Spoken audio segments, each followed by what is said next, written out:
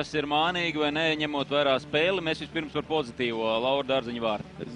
Es domāju, ka viņš bija tik atraisīts žurnālists ietekmē. Bet vārtu lieliski. Protams, labi, ka šis labās rokas tvēriens viņam atbrauc. Brīnišķīgi.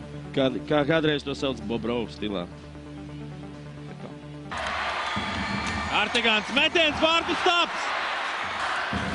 Cīņā ar Bomerbeku Miķels saglabā ripa, laba piespēle un Vjuhins, Jānis Sprokts. Visu cieņu Vjuhinam. Ar Loju ļoti prasmīgi nospēlēja. Vjuhins skatāmies vēlreiz. Visu jau izdara. Jā, ar ķēraicingu, jā. Šobrīd kopā ar Belukinu blaku. Sotnieks var mest pa vārtiem. Vjuhins var ripa vārtos! 2-0! Kristaps Sotnieks. Neredzēja Vjuhins.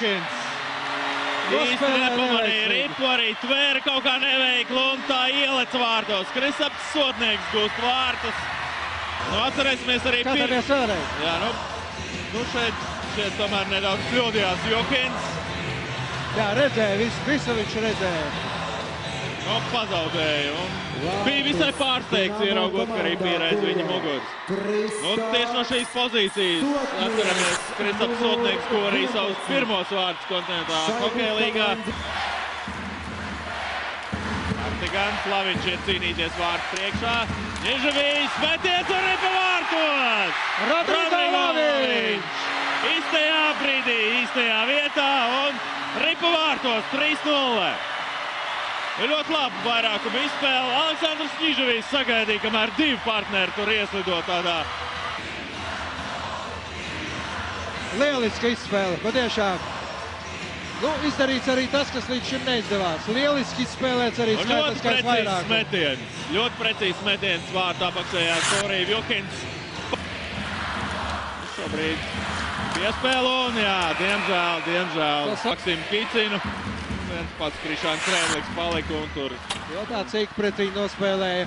Hartigans! 4-1! 4-1! Lieliski Surovija piespēle no aizvārds un precīzs Marka Hartigana metiens vārtu augšējā stūrī. Ļoti veselīgi, skatāmies. Nižavijs, Surovijs un Hartigans. Un Nižavijam arī būs piespēle. Aleksandrs Nižavijs atgūst rezultīvākā spēlētāja. Jā, droši. Status. Skaista izspēle. Ļoti skaista. 4-1. 20 sekundes tikai bija nepieciešams mūsējiem, lai izmantotu skaitlisko vairākumu. Marks Hartigans. Un skatītāji ar ovācijām sagaida spēles izskaņu un mačs noslēdzies. 4-1 Rīgas Dinamo uzvar.